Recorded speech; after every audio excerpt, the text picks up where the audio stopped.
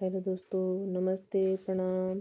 कैसन बानी रउआ लोग? आशा करत हम सब केहू अच्छा होई, स्वस्थ होई। तो चलिए रउआ सबनी के बीच में एगो होली गीत लेके आइल बनी जौन की बहुत ही अच्छा गीत बा और सुने में लोगिन बहुत अच्छा लगी। पूरा सुने में लोगिन जरूर और लाइक शेयर और सब्सक्राइब कर मत भूलें लोगिन और कमेंट बॉक्स में जरूर बताएं कि गीत और उनके कैसन लागल।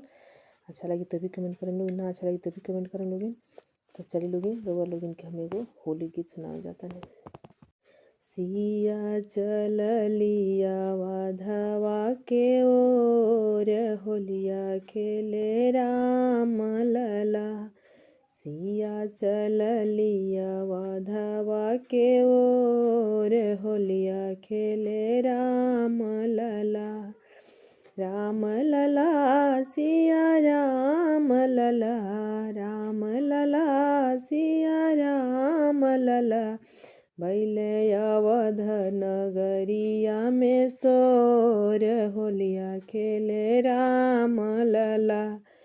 भैले अवध नगरिया में सोर होलिया खेले राम लला। सिया चललिया वाधवा के ओर होलिया खेले राम लला। सिया चललिया वाधवा के ओर होलिया खेले राम लला।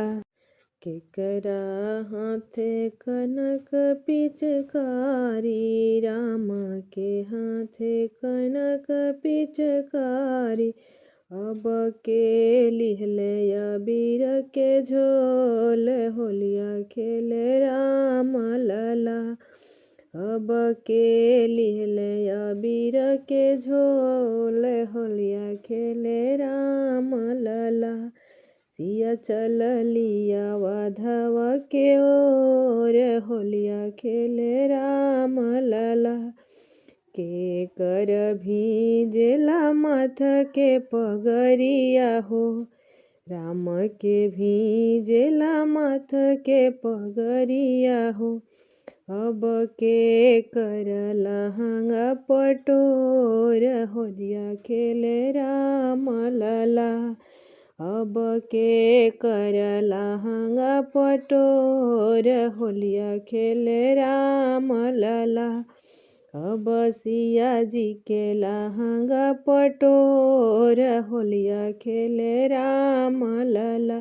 सिया चललिया वाधवा के ओर होलिया खेले राम लला। सिया चललिया वाधवा के ओर होलिया खेले राम लला। मधुर मिलन सिया राम जी के भइले, मधुर मिलन सिया राम जी के भइले। प्रेम के रंग में सब ही रंगइले, प्रेम के रंग में सब ही रंगइले। कि भइले अवध नगरिया सारा बोर होलिया खेले राम लला। कि भइले अवध नगरिया सारा बोर होलिया खेले राम लला। सिया चललिया वाधवा के ओर होलिया खेले राम लला। राम लला हो राम लला, राम लला सिया राम लला। से भइले अवध नगरिया में सोर होलिया खेले राम लला। सिया चलली अवधवा के ओर होलिया खेले राम लला।